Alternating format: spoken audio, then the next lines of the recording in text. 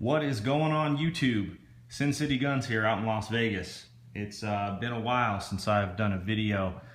I've been really busy, had tons of travel, tons of work stuff going on, so finally had a little break here and wanted to shoot another video. Wanted to get into some of the rifle stuff, some of the fun stuff. So today I'm going to be doing kind of an overview and a review, I guess, on my Daniel Defense MK18 SBR and some of the stuff that I got on it. I've had this rifle now for a couple of years, and it's definitely one of my favorites. It's not my favorite, but it's definitely up there. So we'll just kind of get into it. So this rifle started out just stock from Daniel Defense, 10.3 inch barrel, and I've made a couple of changes to it that I tend to stick with on all of my rifles. So let's see, I'll kind of just go through it. So the first thing is I like all my rifles to be as light as possible.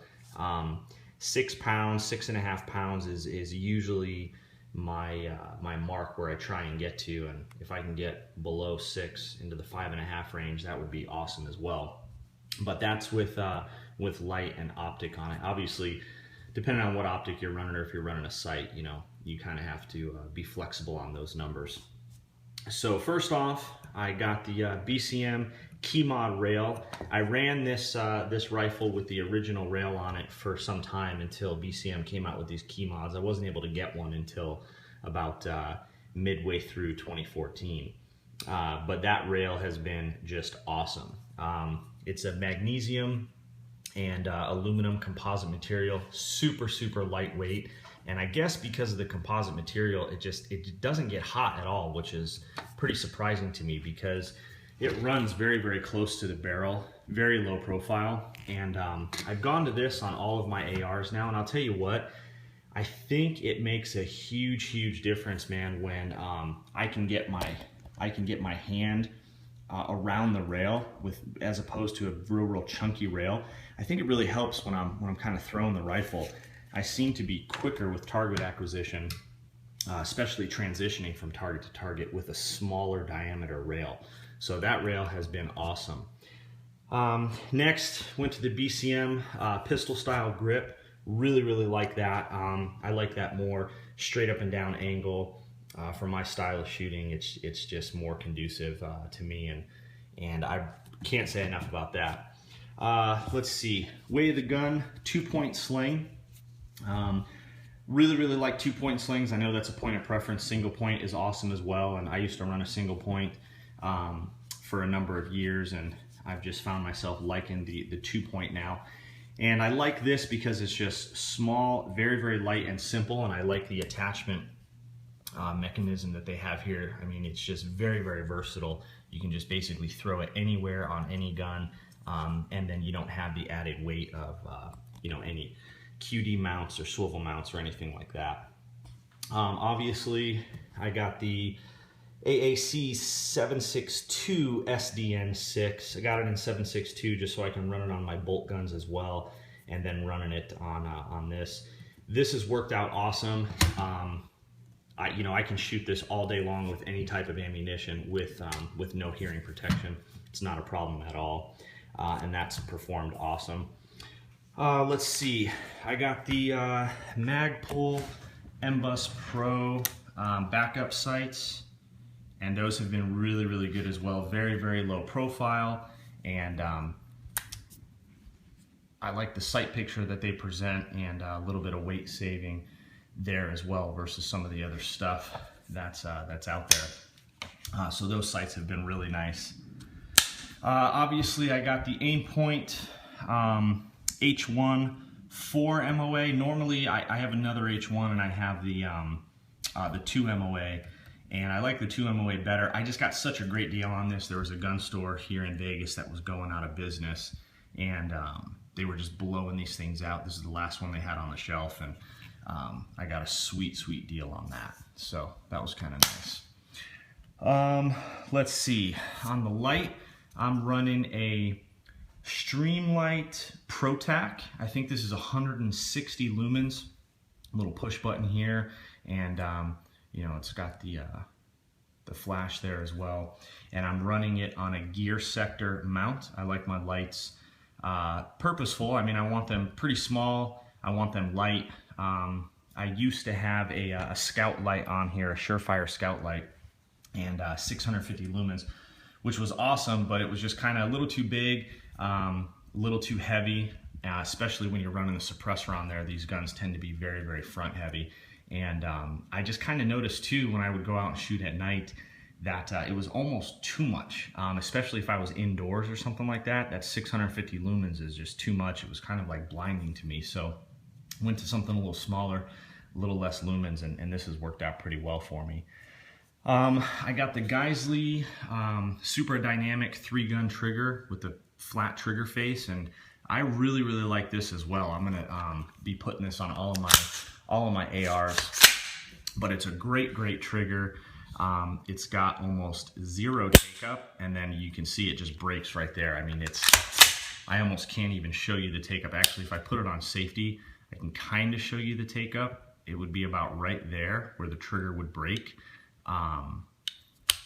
But it's hard for me to even show the take up. I mean, there it is right there, and then boom, it just breaks.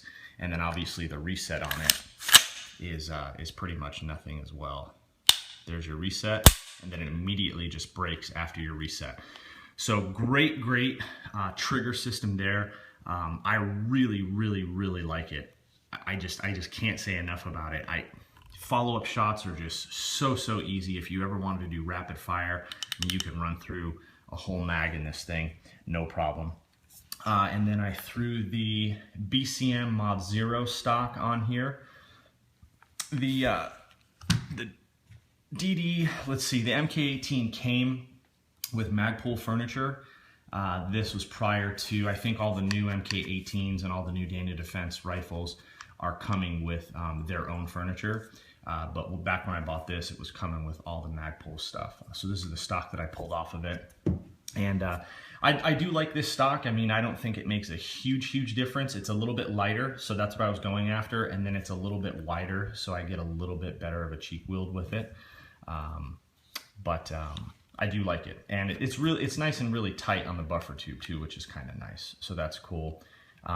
And then you have to be a little bit more purposeful when you're actually going to adjust the stock. You have to use all 4 fingers, and it's kind of tough in that respect, which I like.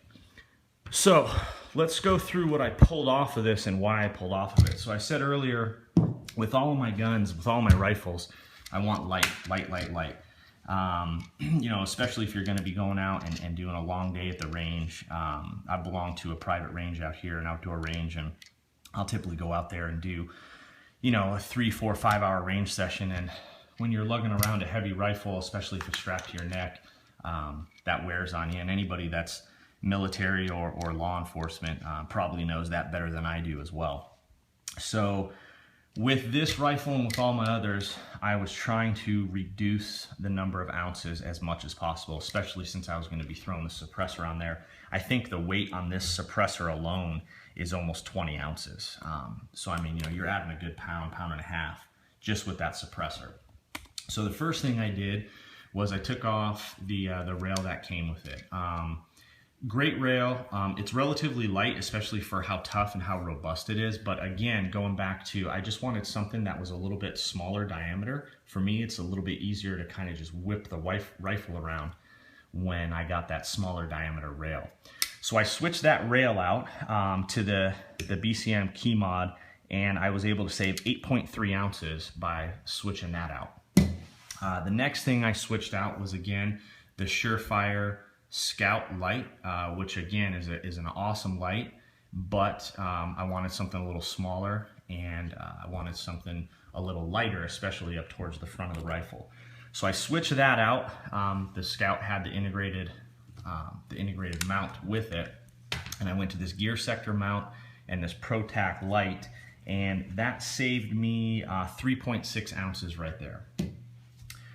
The next thing I switched out was the stock, and went to the BCM Mod Zero stock. That saved me 0.7 ounces, not a big deal. I just more so did that because I wanted to just try out this stock and see what I thought about it. So not so much for weight savings there.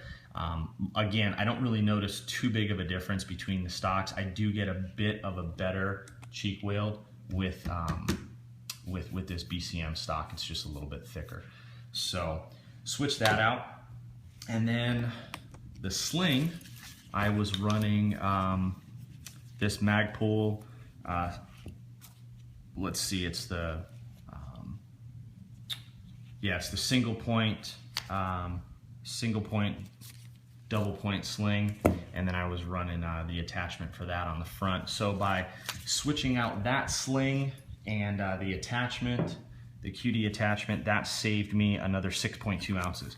So all total, by switching out the stock, the light, the sling and mount, and the rail, that all saved me 18.8 ounces. So I think that's pretty significant. So I was able to shed all of that weight off the gun, and that basically makes up for the 19.8 ounces of the suppressor. So grand total right now, this rifle without the suppressor is coming in at 7.62 pounds, as you see it here, with the Optic.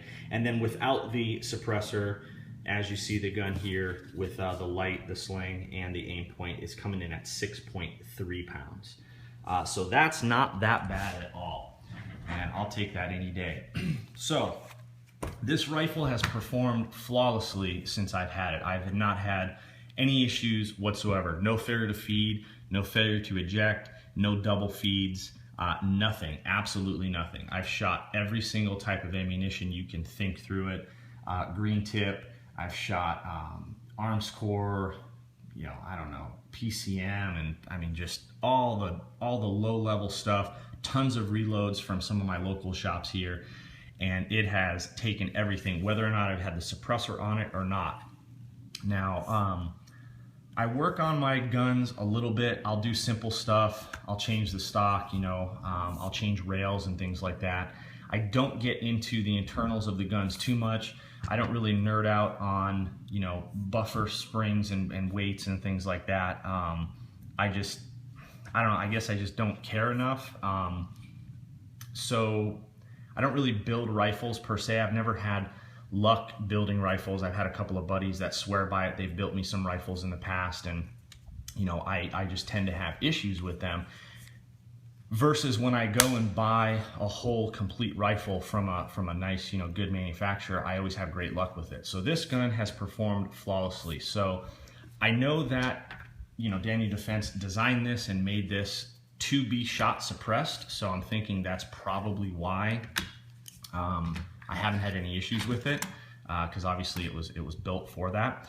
So what are some of the things that I've noticed with this rifle, especially shooting it with the suppressor on the front? Well, obviously the suppressor makes the gun very, very, very front heavy, which is something you kind of have to get used to. There is more mass out there when you're throwing it around, transitioning from target to target. Shooting this unsuppressed, I am fairly quick with target acquisition and target transition. Now, just by nature, I'm not as quick with the aim point, especially the H1, just because it's a 20 mil tube on this, so it's pretty small. I wish they'd make these with a 30 mil tube. That'd be kind of cool. This still, micro compact design, but I tend to do better with EOTechs. They're just a little bit bigger field of view, and I think I'm a little bit quicker target acquisition with an EOTech. So when I put the suppressor on this, though, it definitely slows me down a little bit. I think for me, the fastest setup is going to be a 16 or an 18-inch rifle. Just set up just like this with this this Keymod BCM stock, nice and light, and without a suppressor on the front. With my 16 or 18-inch guns, with my EOTechs, I'm way, way quicker. Once I throw the suppressor on there, you're throwing more weight, you're throwing more mass around, so that does make a difference. But it is still pretty cool. Obviously, it's pretty cool to shoot a suppressed rifle, and I more got this just for the novelty of it. You know, a suppressor, a rifle suppressor, handgun suppressors, all of those were kind of on my list, and I'm just slowly checking them off as time goes on. Oh, that's right. You know what? I forgot. I have the BCM ambidextrous charging handle here, which I've put on all my rifles, which has been awesome as well. So yeah, all in all, this gun is a definite shooter. I like it it's definitely one of my home defense rifles. This is probably one of the first ones I would grab for a home defense situation. And I can't say enough about Daniel Defense. I have let's see, I have an M4 V7, and I think I have, what is it, a V9 or something like that. So I have 2 other Daniel Defense rifles, and they're just awesome. Their quality control is great, and they just really put out a great product. I don't even clean this all that often. I should, especially running it suppressed, but I shoot too much and I work too much, and I'm just way too lazy. But I haven't had any issues with this, man.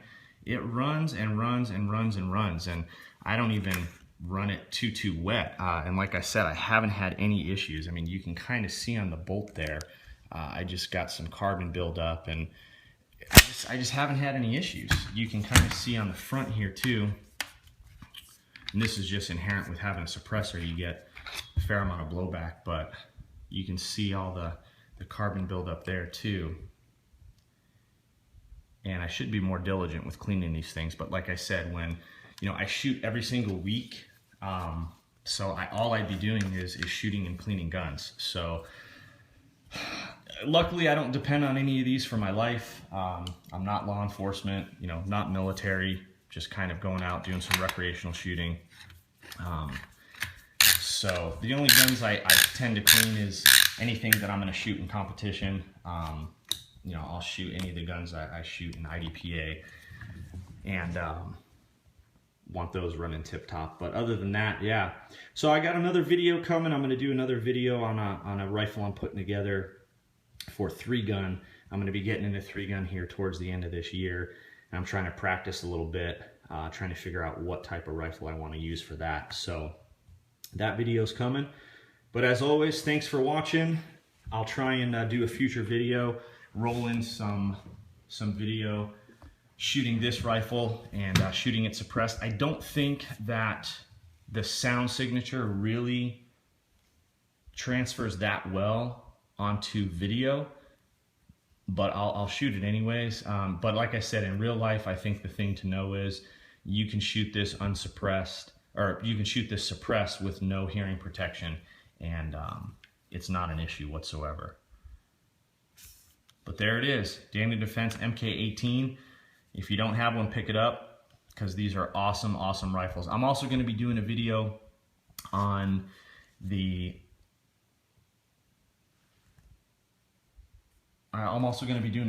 order process for any Class 3 items and walk through that process as well.